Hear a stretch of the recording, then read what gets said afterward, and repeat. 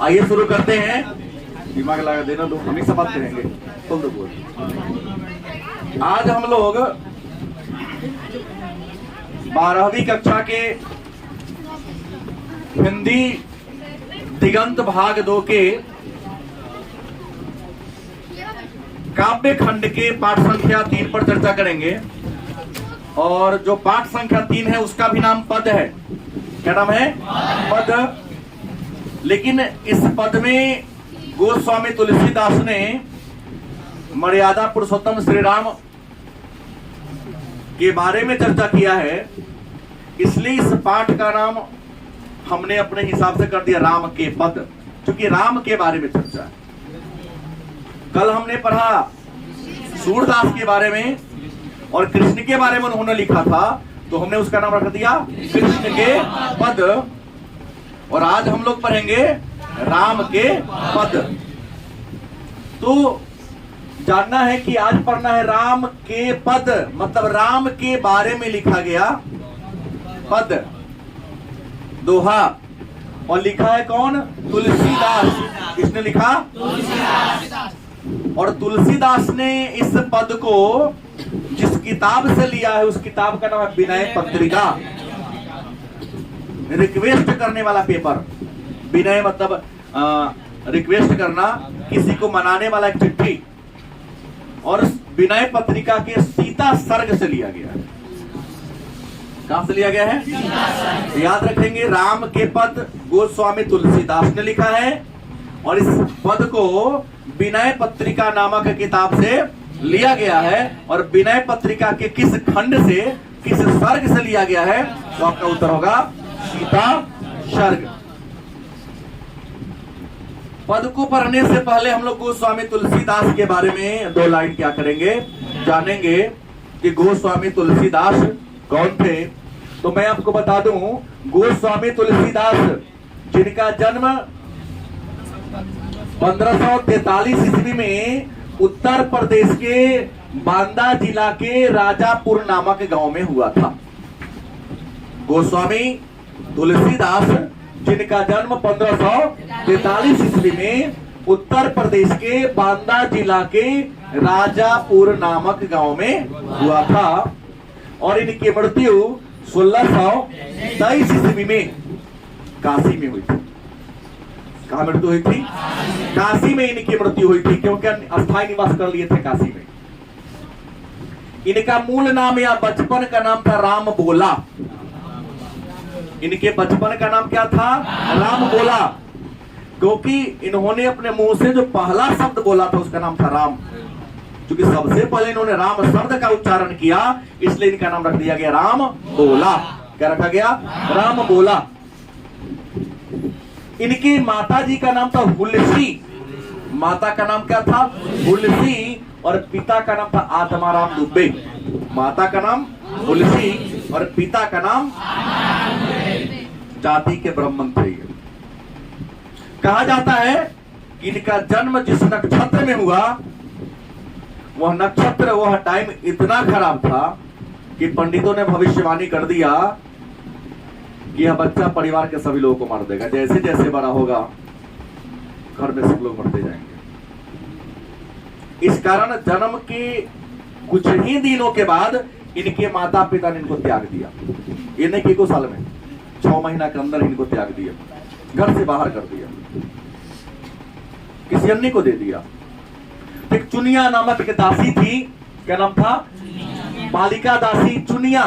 दासी को दे दिया कि तुम ही इसको पाल पोस के बड़ा कर दो, क्योंकि ऐसे बच्चों को घर में रखने से क्या फायदा, जो जैसे जैसे बड़ा हो कभी दादा को मार देगा, कभी अपने आप, ये नहीं कि जान से मारेगा, ये माँ को मार देगा, पिता को मार देगा, घर में कोई नहीं बचेगा।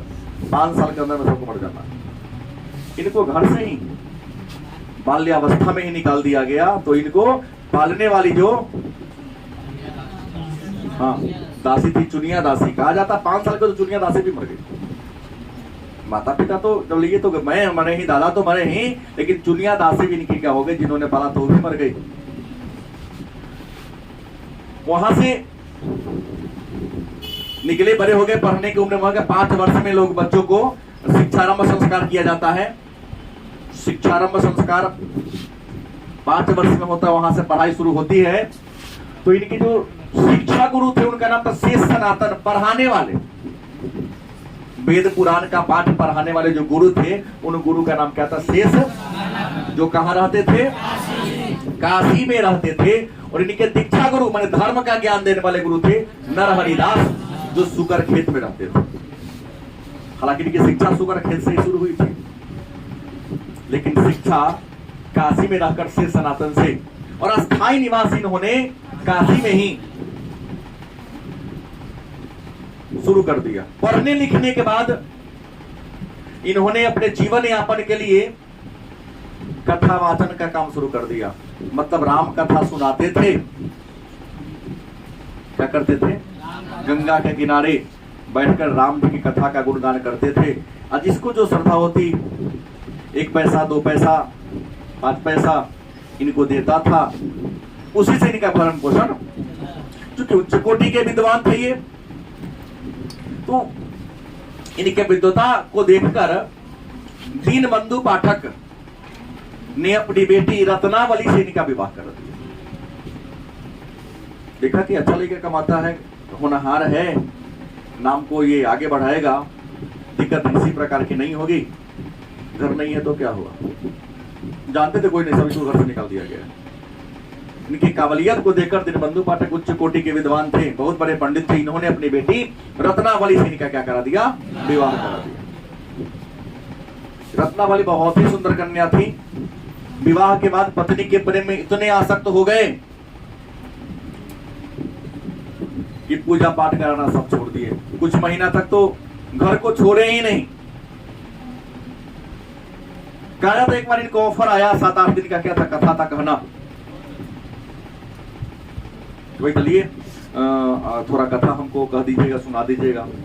मजबूरी हो गई कि कब तक पत्नी के प्रेम में आसक्त रहेंगे, डूबे रहेंगे। पेट के लिए कुछ ना कुछ तो काम करना पड़ेगा। तो घर को छोड़कर कथावाचन करने चले गए। कथा से लौट कर आए तो देखे कि घर में रत्नावली है ही नहीं। अगल से बगल से पूछा, कहीं किसी के घर चल गई होगी। किसी ने कहा कि तुम्हारा ससुर आया, उसको बुला के, अकेले थी, ले गया बुला के। पत्नी से ऐसे प्रेम करते थे। बरसात का महीना था, वर्षा ऋतु थी, नदियों में पानी उफन रहा था, बाढ़ था। उस रात को ही घर से निकल दिए, क्योंकि यमुना के इस पार इनका गांव, यमुना के ऊपर ससुर जी का गांव था। रात को ही निकल पड़े। किसी तरह से नदी को, लोग कहता है, लिखता है कि नदी में नाव नहीं था, पुल नहीं था, एक लाश आ रहा था, उस लाश को पकड़ के उस पार चल गए। और घर पर एक सांप लटका हुआ था, समझे कि रस्सी उसी है, साड़ी वगैरह लटका हुआ, उसी को पकड़ के घर पहुंच गए। जिस रूम में इनको मिला था ससुराल में, उसमें पहुंचे तो रत्नावली देखकर इनके एक दोहा, बहुत बड़ी लिखी महिला थी वो भी, कि हार मास का देह यह देहू से यह नीक, नेह जो होती राम से तो जीवन में दुख नहीं हो। मतलब हार मास का मेरा देह, तुम इनसे इतना प्रेम करते हो, अगर इतना प्रेम राम से करोगे, परमात्मा से करोगे, तुम्हारा क्या हो जाएगा? कल्याण हो जाएगा। राम बोला तो तुलसीदास को बड़ा दुख हुआ। ये नहीं पूछे हम 7-8 दिन के बाद आए हैं, इससे मिलने आए हैं, कैसे आए, कुछ हुआ तो नहीं, लेकिन एक बार ऐसा बात कटु शब्द बोल दी, घर को ही क्या कर दिया। मतलब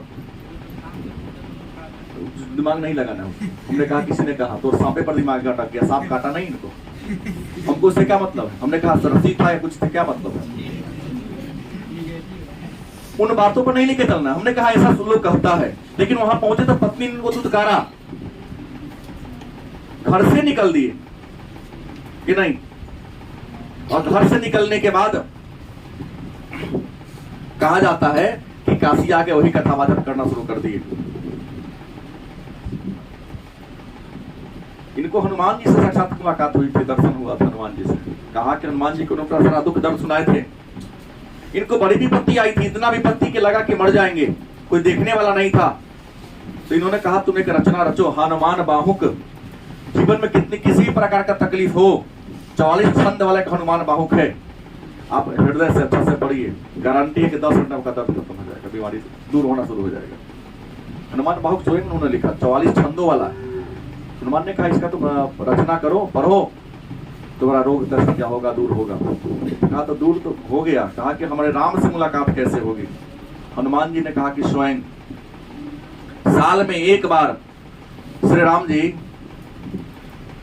चित्रकूट में नर्मदा में स्नान करने आते हैं।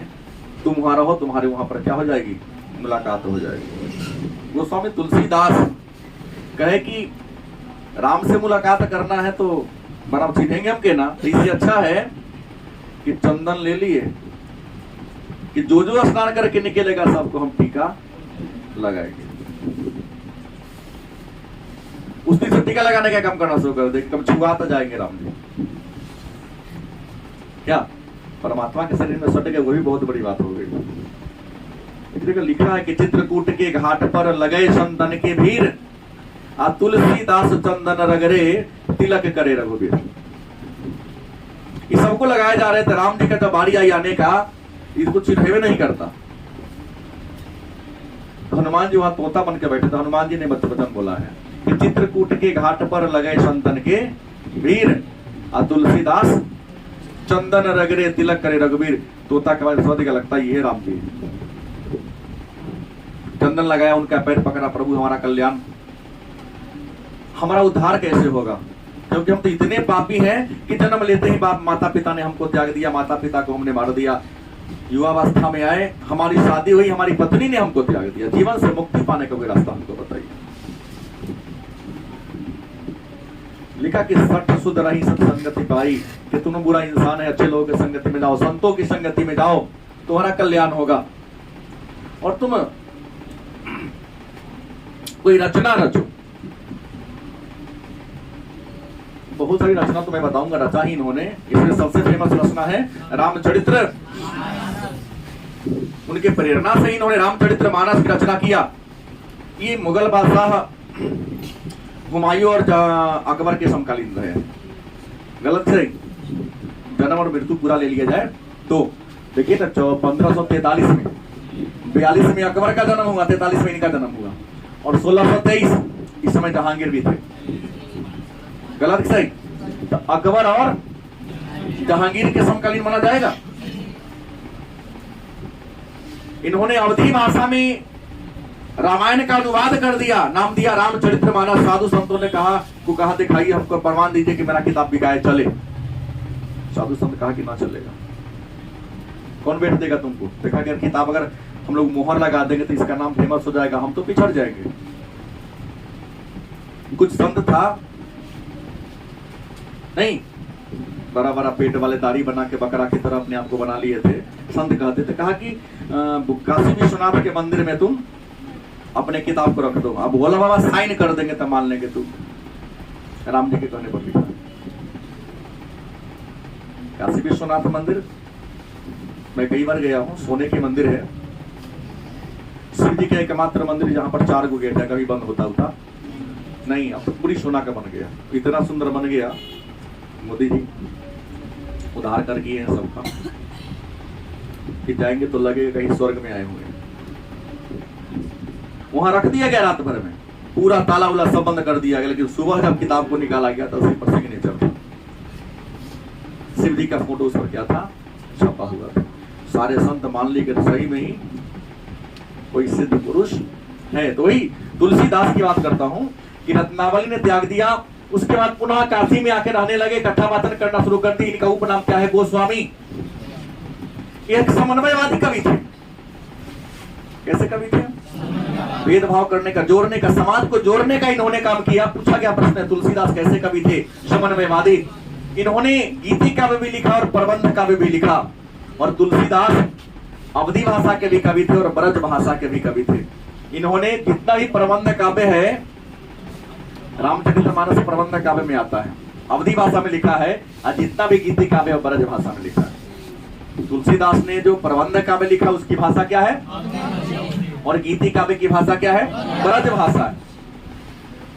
उसके बाद इनके मित्र की बात करें, इनका मित्र कौन कौन था? तो इनका मित्र था अब्दुल रहीम खाने खाना, जो अकबर का संरक्षक, उनका नवरत्न।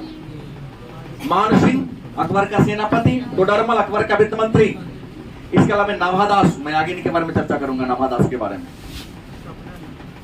है ना। ये इनके क्या थे? मित्र थे, दोस्ती था इनका। और आराध्य मतलब राम की आराधना करते थे। मैं पहले बोलते भाषा इनकी थी अवधी और ब्रज भाषा। गोस्वामी तुलसीदास के द्वारा लिखा गया प्रमुख पुस्तक की बात करें, रामचरितमानस, रामलला नरहु, वैराग्य संदीपनी, बरवै रामायण, विनय पत्रिका जहां से पद लिया गया है, पार्वती मंगल, जानकी मंगल, रामाज्ञा प्रश्न, दोहावली, कवितावली, श्री कृष्ण गीतावली, हनुमान बाहुक और हनुमान चालीसा। इन सब की रचना किसने किया? गोस्वामी तुलसीदास ने किया। इसी विनय पत्रिका के सीता सर्ग से 2 पद आपके पुस्तक में लिया गया है। पहला पद यहां मैं लिखा हूं, सेकंड पद मैं यहां लिखा हूं, आपके पास पुस्तक भी होगा, देखेंगे गौर से। लिखा है कबहुक अम्ब अवसर पाई। ये जो पहला पद है इसमें गोस्वामी तुलसीदास जगत जननी जानकी माता से यह विनती करते हैं, प्रार्थना करते हैं कि कबहू का अम्ब अवसर पाई, हे जगत जननी जानकी माता, कभी मौका पाकर, कभी अवसर पाकर, मेरियो सुधी धाई भी कछु करुण कथा चलाई। हमारे दुख दर्द की कहानी को प्रभु श्री राम के चरणों में सुना।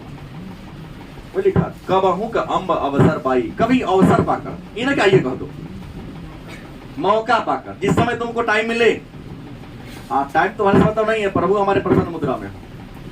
इन्हें की सबके सामने कहिए तो नाराजी हो जाएंगे। बात को कहने के टाइम होता है, गलत कि सही। कबहू का अम्ब अवसर पाई, गोस्वामी तुलसीदास माता सीता को प्रार्थना करते, विनती करते हैं कि हे जगत जननी जानकी माता, हे अम्बे। यहाँ अम्ब शब्द का प्रयोग माता सीता के लिए हुआ। अवसर पाकर, मौका पाकर, मेरी यो सुधि धाई भी कछु करुण कथा चलाई। हमारी सुध, हमारे दुख दर्द की करुण कहानी को प्रभु श्री राम के सामने रखना, प्रकट करना, सुनाना। दीन सब अंगहीन छीन मलिन अगिया घाई। क्या लिखा? दीन सब अंगहीन छीन मलिन अगिया घाई। मैं बहुत गरीब हूं।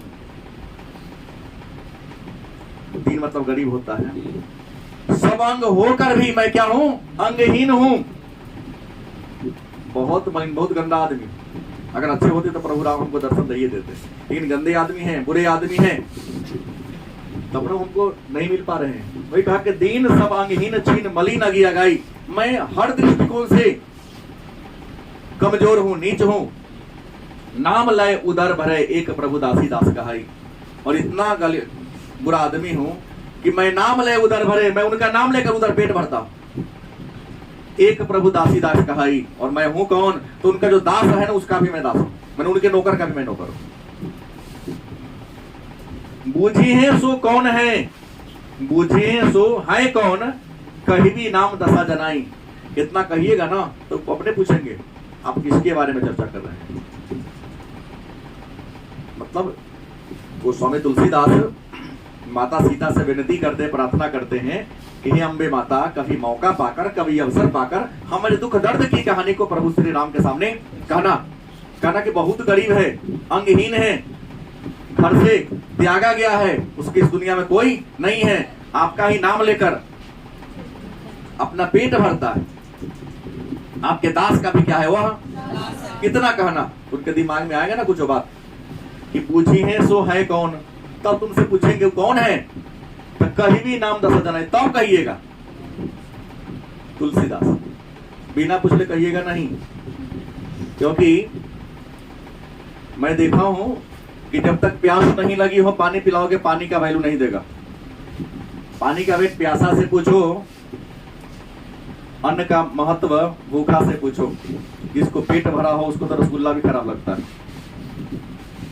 गलत किसे? दिखते हैं कुछ लोग, कहीं जाते हैं, कुट मेहता में नाश्ता मिल गया, कहीं काजू किशमिश दे दिया तो उसमें 2 छोड़ देता है। 1-2 बार मेरे यहाँ है तो छोड़ दिया, हमने कहा देना ही बेहतर है, तो किसके लायक है ये नहीं। मकई की रोटी खाने वाला काजू दोगे तो बचेगा। तो दिखाता है कि ना हम बेसी खाते होते ना। गलत किसे? रसगुल्ला छोड़ने का चीज है। काज नहीं खाना है तो छोड़ दो, पहले ही कर दो, तुम्हारा जूठा कौन खाएगा भाई? पेट भरने का भाई तेरा रसगुल्ला खाया जा। लेकिन कुछ लोग को देखा हूँ, आएगा कुट मैं तो रसगुल्ला 2 छोड़ देगा। काजू तो 5 पीस 6 पीस दिया ही जाता है, उसमें भी 1 आध पीस क्या कर देता है? छोड़ देता। तो ऐसे लोगों को देने की जरूरत, क्योंकि उसके सामने अन्न का कोई महत्व नहीं। महत्व होता तो खा जाता, नहीं तो पहले ही कर देता, हम कोई बचता उसका नहीं। बूझिए हैं से है कौन, तब कहीं भी नाम दसता पूछेंगे। पूछना माने पूछना, तब हमारे नाम को प्रकट करना। सुनत राम कृपाल के मेरी बिगाड़ियों बन जाइए। जैसे ही मेरे नाम को राम जी सुनेंगे, क्योंकि तो दया निधान है, कृपा निधान है, हमारा सारा बिगड़ा हुआ काम क्या हो जाएगा? बन जाएगा। क्योंकि सुनेंगे तो उनका दिमाग सीधे डायरेक्ट कनेक्शन में से होगा। जानकी जग जननी जन की किए भजन सहाई। कहते हैं तुलसीदास की, हे माता हम पर आप क्या हो? सहाय हो। क्योंकि आपके अलावे हमारे बात श्री राम तक पहुंचाने वाला कोई नहीं है। भत्तरे तुलसीदास भव तब नाथ गुण गन गाई। और प्रभु की कृपा हम पर हो जाएगी, इस भव सागर को हम क्या कर जाएंगे? अब यहाँ एक प्रश्न तो 3 आया। एक प्रश्न 2 नंबर का कि गोस्वामी तुलसीदास ने अपने दुख दर्द की कहानी खुद काहे नहीं कहता है, सीता के माध्यम से क्यों कहता है? तो खुद कह सकते थे ना, भक्त और भगवान में माध्यम की क्या जरूरत है? तो आप सभी जानते हैं कि सीता प्रभु श्री राम की भार्या है, पत्नी है। इंसान सबके बात को टाल सकता है, लेकिन पत्नी के बात को नहीं टालेगा। और भगवान मर्यादा पुरुषोत्तम श्री राम है, वो कृष्ण की तरह नहीं कि 16,360 रानियां थी जिनके पास। एक पत्नी व्रता थी, उन्होंने अपने जीवन काल में एक सीता के अलावा किसी को देखा भी नहीं।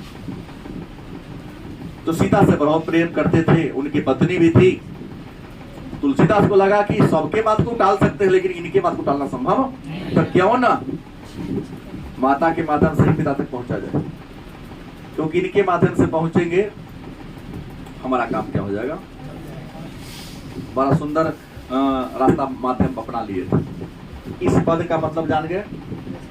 निचोड़ पूछेगा कि कबहू का, पूछा गया प्रश्न भी है, कबहू का अम्ब अवसर पाई, मेरी सुधी धाई कथुकरण कथा चलाई, दीन सब अंगहीन छीन मलिन अगिया घाई, नाम लय उदर भरे प्रभु एक दासी दास कहाई। भाव स्पष्ट करे, अर्थ स्पष्ट करे, सप्रसंग व्याख्या करे। पूछ सकता है ना? आप क्या लिखेंगे कि प्रस्तुत पद हमारे हिंदी साहित्य के पाठ्य पुस्तक के राम के पद से लिया गया, जिसके लेखक गोस्वामी तुलसीदास है। गोस्वामी तुलसीदास इस पद के माध्यम से कहना चाहते हैं, माता सीता को विनती करते हैं, और विनती करते हुए कहते हैं कि हे माता अम्बे, कभी अवसर पाकर हमारे दुख दर्द की कहानी को प्रभु श्री राम के सामने रखना, हमारी करुण कथा उनके सामने सुनाना, उनसे कहना कि मैं उनके नाम का गुणगान करके अपना पेट को क्या करता हूं? पालता हूं। अगर उसे वो आपसे पूछेंगे कि वह कौन है, तब हमारे नाम की चर्चा उनके सामने करना। क्योंकि जब प्रभु श्री राम मेरे बारे में सुन लेंगे तो हमारी सारी दुख दर्द खत्म हो जाएगी। हे जानकी माता, आप हम पर प्रसन्न हो, सहाय हो। क्योंकि प्रभु की कृपा होगी, हम इस भाव सागर को क्या कर जाएंगे? पार कर जाएंगे। निचोड़ जो मैं बोला हूं वो आपको लिखना पड़ेगा। एक और पद है, द्वार हो भोर ही को आजू। गोस्वामी तुलसीदास दूसरे पद में प्रभु श्री राम के दरबार में जाते हैं, क्योंकि भाई पर तुम्हारा काम है, तुम जाओगे तब ना होगा। गलत कि सही? मंदिर में से तुम्हारा कोई काम, डॉक्टर के अगर दिखाना है, अब किसी के माध्यम से जाओ, कहना कि ना फलाना फलाना रोग हो, तो बिना देख ले डॉक्टर जो इलाज करेगा वो ठीक हो सकता है? नहीं हो सकता। ये ऐसा इनका रोग था जो प्रभु श्री राम से ही ठीक होने वाला था। तो अपने दुख दर्द की रूपी बीमारी को लेकर प्रभु श्री राम के पास जाते हैं, उनके दरबार में जाते हैं, उनके मंदिर के सामने उनके दरबार में पहुंचते हैं। और पहुंचने पर लाइन में कतार में वो खड़े हो जाते हैं कि मेरा नंबर आएगा तब ना, क्योंकि इनके जहां जाओगे वजन के लाइन लगता है। हड्डी वाला के पास जाओ तो एक से एक हड्डी टोल मिलेगा। पेट की बीमारी वाला डॉक्टर के पास जाओ तो वहाँ पेट वाला मिलेगा, आंख वाला के जाओ तो एक से एक विचित्र बीमारी मिलता है। तो ये नहीं कि केवल तुलसीदास ही ऐसा रोगी थे, इनके जैसे हजारों लोग थे जो विभिन्न प्रकार के कष्ट से पीड़ित थे। वही गोस्वामी तुलसीदास लिखते हैं कि द्वार हों भोर ही को आज, आपके दरवाजे में भोरे से खड़ा रटत रिहा आरी और न कौर ही थे का। मैं केवल आपके नाम का गुणगान किया हुआ, अलावे कुछ का नाम भी नहीं लिया, रट रहा हूं तुम्हारा गुणगान। अभी क्या, जब से मैं तुमको जाना केवल तुम्हारे नाम का ही गुणगान किया। द्वार हों भोर ही को आजू, आज भोर से तुम्हारे दरवाजे पर खड़ा हूं। रटत रिहा आरी और न कौर ही थे काजू, और मैं रट रहा हूं, लगातार तुम्हारे नाम का गुणगान कर रहा हूं। तुम्हारे अलावा मैं किसी अन्य का नाम का चर्चा भी नहीं किया।